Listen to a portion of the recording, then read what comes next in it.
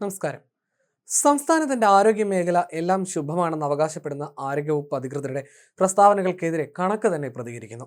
ഹൃദയ ചികിത്സയ്ക്ക് ആവശ്യമായ സ്റ്റെന്റ് ബലൂൺ, ഗൈഡ് വയർ തുടങ്ങിയ വിവിധ ഉപകരണങ്ങൾ വിതരണം ചെയ്തിട്ടുള്ള കമ്പനികൾക്കുള്ള സർക്കാർ കുടിശ്ശിക 114 കോടി രൂപയിലധികമായി.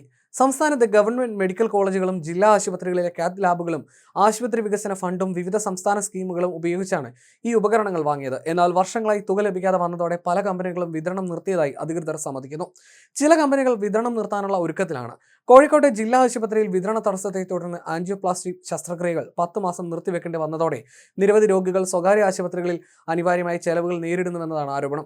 മെഡിക്കൽ കോളേജുകളിലും സമാനമായ സാഹചര്യമാണ്. Kerala chemist and druggist association നടത്തിയിരുന്ന ന്യായവില മെഡിക്കൽ സ്റ്റോറുകൾക്കും വലിയ കുടിശ്ശികയാണ് നിലനിൽക്കുന്നത്. 90 കോടിയിലധികം തുക ലഭിക്കാതായതിനെ തുടർന്ന് മാസങ്ങളോളം മരുന്ന് വിതരണം നിർത്തിയിരുന്നു. കളക്ടറുടെ ഇടപെടലിൽ വിതരണം താൽക്കാലികമായി പുനരാരംഭിച്ചെങ്കിലും 100-ലധികം കമ്പനികളിൽ നിന്ന് മരുന്ന് വിതരണം ചെയ്തിരുന്നത് ഇപ്പോൾ 30-ലധികം കമ്പനികളിലേക്ക് ചുരുങ്ങിയിരിക്കുകയാണ്. തിരുവനന്തപുരവും കോട്ടയം, കോഴിക്കോട് മെഡിക്കൽ കോളേജുകളുമാണ് ഏറ്റവും കൂടുതൽ കുടിശ്ശിക ബാധിച്ചിരിക്കുന്നത്.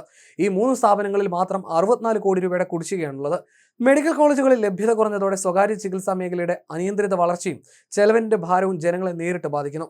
സർക്കാരിന്റെ അവഗണനയിലേക്കുള്ള ഈ നീളുന്ന കുടിശ്ശികാരോപിത പ്രതിസന്ധിയോട് ഉടനടി പ്രതികരിക്കേണ്ടതുണ്ടെന്നും ആരോഗ്യ മേഖലയെ രക്ഷിക്കേണ്ടത് അടിയന്തര ആവശ്യമായി മാറിയെന്നും ആരോഗ്യ വിദഗ്ധരും അഭിപ്രായപ്പെടുന്നു.